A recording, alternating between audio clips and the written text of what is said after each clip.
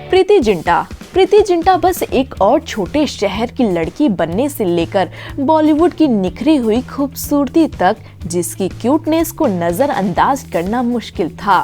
प्रीति जिंटा ने एक लंबा सफर तय किया और बॉलीवुड में अपने लिए एक पहचान बनाई। अपने जीवन में कई बाधाओं के बावजूद इस खूबसूरत अभिनेत्री ने आशा नहीं खोई और एक शीर्ष बॉलीवुड कलाकार बनकर, विजेता बनकर उभरी।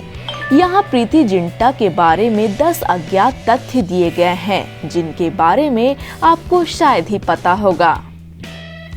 प्रीति जिंटा की बॉलीवुड में कई स्टार के साथ अफेयर की खबरें भी सुनने को मिल चुकी हैं, लेकिन उन्होंने 29 फरवरी साल 2016 को जीन गुड इनफ से शादी रचाई। साल 2016 में प्रीति ने 41 साल की उम्र में 10 साल छोटे विदेशी बॉयफ्रेंड जीन गुड इनफ से शादी रचा ली थी। जीन गुड इनफ पेशे से बिजनेसमैन हैं।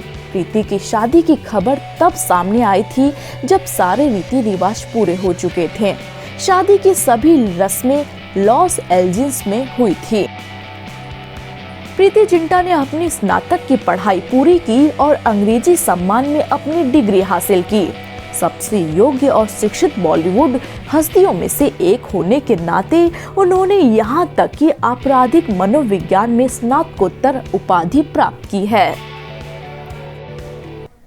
प्रीति जिंटा वह नहीं है जो सुबह जल्दी उठती हैं, वह सुबह देर तक सोती हैं और यही कारण है उन्हें शूटिंग में देर होने के लिए निर्देशकों और निर्माताओं का गुस्सा झेलना पड़ता है।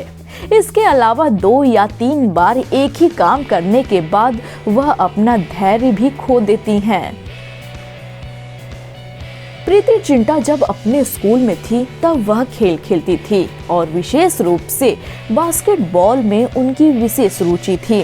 प्रीति बेहद साहसी रही हैं। उनको भरत शाह मामले में उनकी बहादुरी के लिए गॉडफ्रे का पुरस्कार भी मिल चुका है, क्योंकि उन्होंने भारतीय माफिया के खिलाफ गवाही दी थी। प्रीति जिंटा का जन्म हिमाचल प्रदेश के शिमला में हुआ था, जो वास्तव में रोहरू से थी। उनका जन्म दुर्गानंद, प्रीति और नील प्रभा से हुआ था। उनके पिता एक भारतीय सेना अधिकारी थे। 13 साल की उम्र में उनके पिता की एक कार दुर्घटना में मौत हो गई।